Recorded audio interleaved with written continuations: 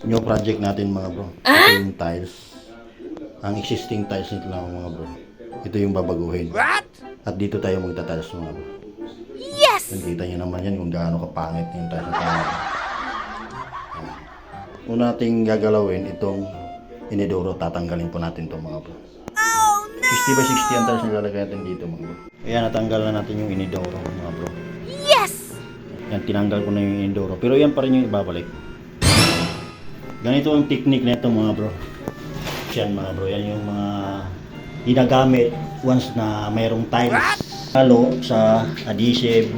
Wow! So na yung toilet nyo na mayroon na dating tiles, huwag nyo na pong bakbakin para less tayo sa trabaho, less tayo sa cost. Wow! Ito yung ongoing basic na tiles na ginagamitan dyan mga bro. Kung nakikita ninyo yan mga bro, kapag tiles na tayo. So dalawang patong lang totally talaga ito. Yan, sinakto lang yung tiles. Para sa kulay ng mga bro, napakaganda.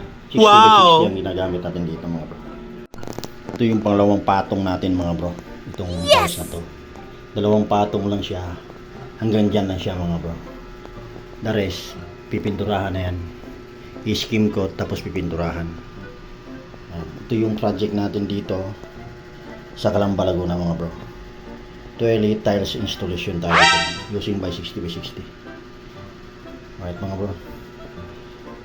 Yan, kung nakapansin nyo yan mga bro, hindi magkakaparehas talaga ang wall mga bro. Nakikita ang diferensya once na magta-tiles na yung tile sitter mga bro sa toilet mga bro. Yan, kitang kita talaga pag naka-tiles na.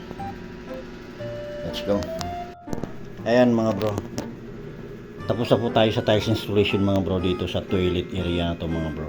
So yung bowl na naman ang ikakabit natin dito mga bro, na yung tiles nya. Ito na yung bagong toilet nya mga bro. Diskarte ko mga bro kung paano ko siya makukuha yung sintro nya mga bro. Kukunin lang natin yung sintro nito, tsaka yung sintrong pag ganito mga bro, kagaya ito yung guhit ko, yan, diretso doon. Yan po yung sintro nya. Kailangan dito sa ilalim ng inidoro mga bro, kailangan kunin mo rin yung sintro ng butas nya. Kagaya niyan mga bro, ito yung sintro ng butas ng inidoro, kailangan kunin mo rin yung sintro nya. Ayan, hindi naman kailangan totally perfect na perfect mga bro. Ayan, pag nakuha mo to, pag meron ka ng guhit palatandaan dito, itatapat mo lang itong guhit dito sa guhit din ng tiles dito mga bro. Ayan, kung makikita ninyo yan. Ayan mga bro, nasit up na natin yung toilet bowl natin mga bro. Nasa level na siya. Ayan, ito na yung guhit niya. Ito na yung reference natin mga bro. Ito, saka yung guhit na to. Pag tatapatin lang natin yan sila, saka ito, yung guhit na to, saka yung guhit na ito. Pag once na magkatapat yan mga bro, automatic nasa gitna na yung butas to butas. Butas to butas magkatapat na yan sila mga bro. Toilet tiles installation mga bro is done. Wow! Ito na yung pinapit natin na dalawang patong na tiles. As is yung inidoro niyan mga bro. What? So dinagdagan lang natin ng tissue holder tsaka soap holder. So binago lang natin yung mga linya ng tubig yan. Yan. Door na lang ang kulang natin dito mga bro. Yes! Final pa ng cleaning yan ng may-ari mga bro. Nag-route na natin, nalagyan na natin yung route lahat. So door na lang ang kulang natin dito sa project natin ito mga bro. Aww. Testing natin mga bro kung nagana talaga siya or hindi ba siya alanganin, kulang ba siya sa hangin, sa ventilation, kung talagang nagalaguklok ba siya mga bro.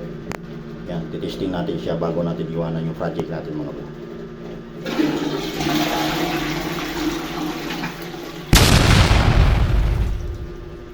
Ayos.